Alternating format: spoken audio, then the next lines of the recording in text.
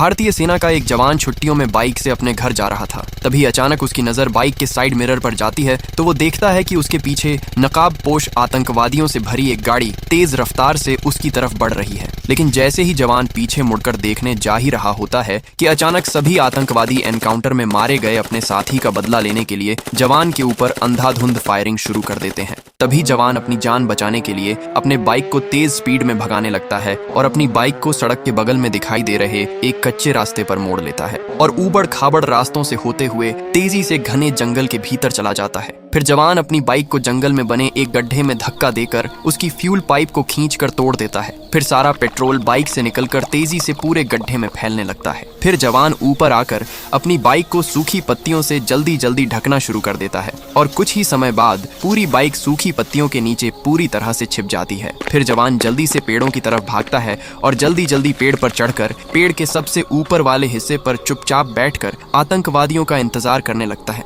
तभी कुछ देर बाद सारे आतंकवादी जवान का पीछा करते हुए जंगल में आ जाते हैं और अपनी गाड़ी से उतरकर जवान को इधर उधर खोजने लगते हैं। तभी कुछ आतंकवादी जवान को खोजते हुए उसी सूखे पत्तियों से ढके गड्ढे के पास चले जाते हैं। तभी जवान मौका देखकर उसी गड्ढे में तेजी से फायरिंग करता है। तभी गड्ढे में पड़ी बाइक तेज धमाके के साथ आग के गुब्बार में बदल जाती है और कुछ आतंकवादी उसी आग में जलकर ढेर हो जाते हैं। तभी सारे आतंकवादी बदले की आग में चारों तरफ अंधाधुंध फायरिंग करने लगते हैं। तभी जवान बिना देरी किए पेड़ की आड़ लेकर सभी आतंकवादियों पर अंधाधुंध फायरिंग शुरू कर देता है और अकेले ही सारे आतंकवादियों को ढेर कर देता है। लेकिन जवान इस मुठभेड़ में बुरी तरह से घायल हो जाता है। लेकिन फिर भी आपने जवान के लिए लाइक और सब्सक्राइब नहीं किया।